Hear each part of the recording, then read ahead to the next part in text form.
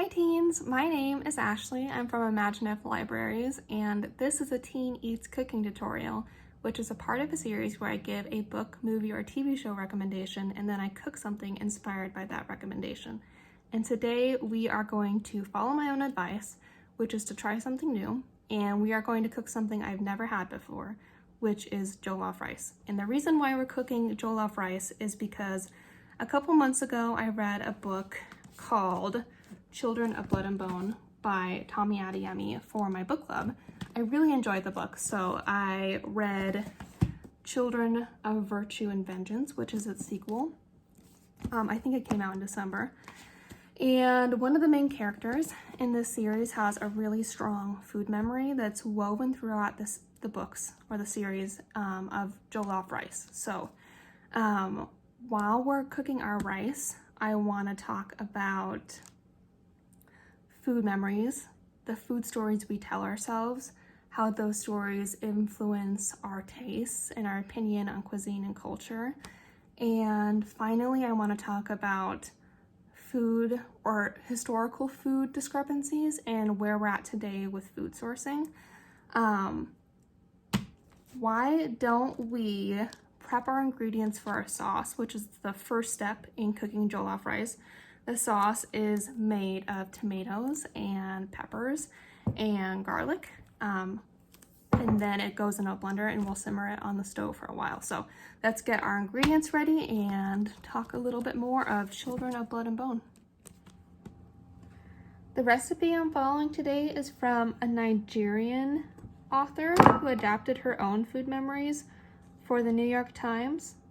So jollof rice is a rice dish that is served all over West Africa, which means depending on where the rice is cooked, there's a lot of variation in the recipe, but I chose a Nigerian recipe because the author of Children of Blood and Bone is of Nigerian descent, and the story is influenced by the history of Nigeria and the conversations of race within Nigeria. When I was looking up and comparing recipes of Nigerian jollof rice, I found like a tremendous amount of variation, which is pretty standard for all cooking everywhere. Like my sundabe jjigae is going to be different than my halmoni sundabe jjigae, which is different than all Koreans or Korean sundabe jjigae, like all over. Like everybody has their own recipe for that soup. The sauce I'm preparing right now, which consists of 6 ingredients, at least in the recipe I chose, has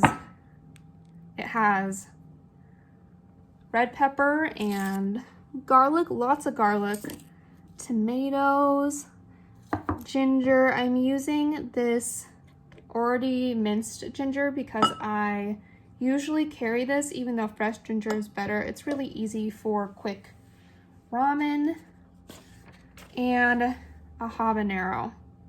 Now, the author of the recipe I'm using said to just put the habanero whole in. You want the stem, you don't want the stem, you want the seeds of the habanero. It should be kind of spicy, but not too spicy. And today, while I'm preparing the sauce, which is called obeata, we're celebrating a food memory that is not my own. But I said in my pure jjigae video that food stories are an essential part of how all humans operate in the world. When I reflect on my own food memories, like memories of sundabe jjigae and dumplings, I revere those foods. Like, those are some of my very favorite foods, and they're really special to me. I esteem dumplings almost over everything else in this world. But the reason why I esteem those foods so much, I realize is not just because I have put so much blood and sweat and tears into their preparation, but hundreds of generations of Koreans have done the same thing. The food memories I have of dumplings expand forever backwards. Like, Koreans everywhere have these same food memories, and it really ties us together. We must treat this jollof rice in the same way. Like, our food memories and everyone else's food memories are who we are. So I'm putting almost a whole head of garlic. I'm peeling it in my blender here. See, I have that habanero on the bottom. The pepper, I'm going to put a can of whole tomatoes in as well, along with their juices, and the ginger, and then I'm going to blend it together. And after I blend it, we are going to reduce the sauce on the stove until I think it reduces till half. And when it's all reduced, we're going to add it to some rice. And I know that jollof rice is a party food. It's normally served along other things, so we're also going to simmer some chicken alongside our rice, which will be really good. I think I've had this obeata before, this sauce. It is textural, a little spicy, really fragrant. So I'm just gonna continue peeling this garlic, and then we're gonna reduce our sauce, okay? Here is the picture of veggies we prepared. I have a whole can of tomatoes, whole head of garlic, a habanero, red bell pepper. I added a yellow bell pepper because I had more tomatoes than the recipe called for. Hopefully it tastes good in the sauce. Lots of ginger. We're gonna puree this, and then we'll add it to a hot pan and simmer it for a long time. I also have some chicken, so we'll simmer it all together. Let's puree this. Here is our puree straight out the blender.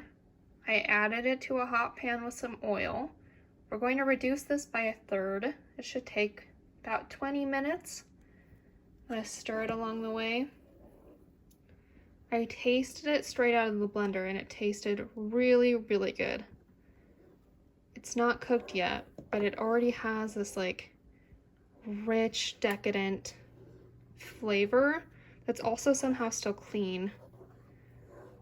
So I'm going to stir this for probably 20 minutes, and then we're going to simmer some chicken in it.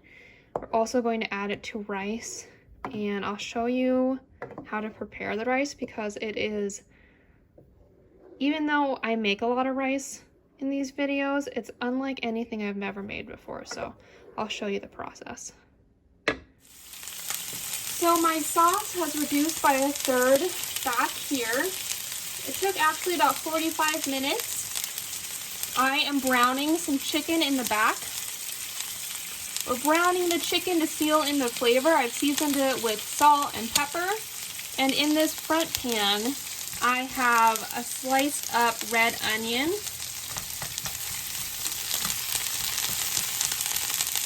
This is my final stage for our jollof rice preparation. I am just sauteing this onion, not till translucent, but just until it is softened. And then we're going to add turmeric, tomato paste, some more garlic, and our rice, some chicken broth. I am using today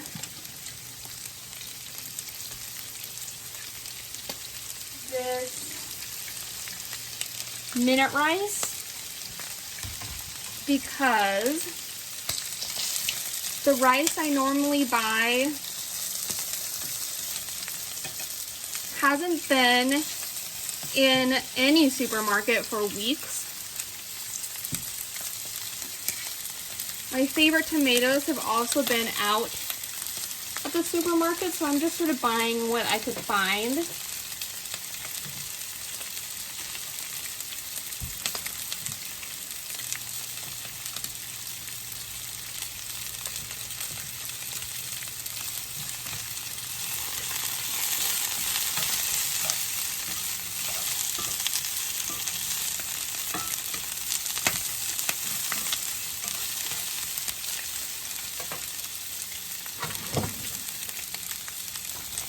So I'm sure I don't have to tell anyone as we cook these ingredients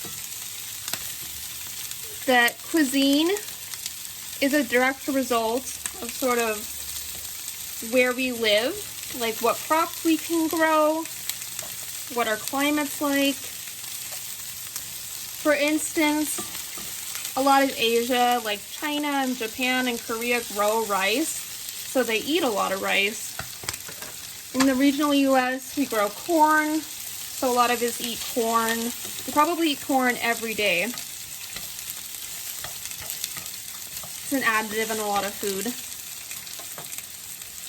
I probably also don't have to tell you that poverty can influence what we eat. Injustice can influence what we eat. Cultural norms can influence what we eat. The food that I eat here in Montana in rural Montana, is definitely going to be different than people living in New York or Rome or Beijing or even in Nigeria where the jollof rice originates from.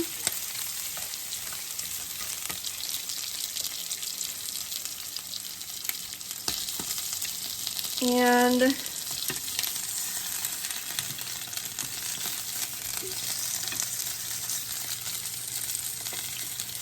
I know historically the ingredients for this recipe have been really easy for me to find, but they definitely differ than what's originally supposed to be in this recipe. Like parboiled rice, which is a type of rice that's already been partially prepared. I'm using minute rice today because that's what I could find. I know that different types of meat normally served with this jollof rice, but I'm using these chicken legs because I could find these chicken legs. I also realized that I found all these ingredients and I could pay for all these ingredients. So because of where I live, these ingredients were available to me, but sometimes they're just not available, even if we're not living in the midst of a global pandemic. Sometimes these things are not available, and because these ingredients are not always available, it really does influence on how we cook, what we eat, what we like. So I think my onion here is probably translucent. We're going to add some garlic and our sauce and rice. I am going to only add a cup of rice to this. The original recipe I was using says to cook the rice in the oven, but because I found minute rice and that's what we're going to eat today, I'm only going to cook it on the stovetop, and it shouldn't take too long. When the chicken has been totally browned, I'm going to add it along to the pan, to the rice. It'll add a nice chickeny flavor. Here is our jollof rice simmering in this pan. Like I said, I added chicken broth, tomato paste, turmeric, and our minute rice to the pan. It's simmering. It doesn't have much longer to go. In the back is my chicken legs. They're also simmering in the obeata, the sauce. So these two will go really well together. They're almost done. All right, our jollof rice is finished. It looks vibrant. As you can see, I've already dug into it because the smell coming from this rice was irresistible. So we have layers of flavor at play here. We have the meatiness of the tomatoes, we have the warmth from the ginger and habanero, and we have red onions, which red onions have a lower sugar content than other onions, so they're sharp. They provide a sharpness to this dish.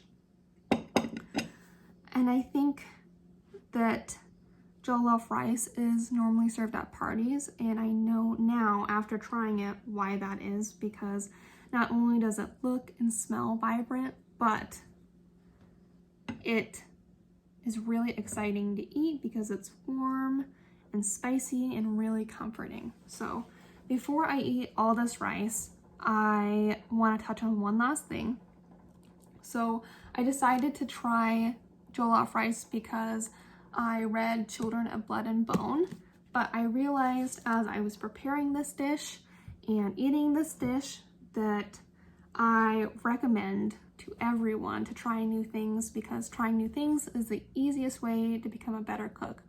But I think when we try new things, there must also come an inherent humility in trying these flavor combinations. So when we go out and we try things that we've never tried before, but are food memories for many other people, we must recognize that our role here is not that of ownership. Like, I do not own this recipe, and I'm trying this new recipe, but other people do own this recipe. Like, this is a food memory for other people. So going forward, I hope we continue to cook, experiment, try new things, but also realize that our cooking and experimenting is a sort of humble act going forward, and it can easily turn into an act of advocacy.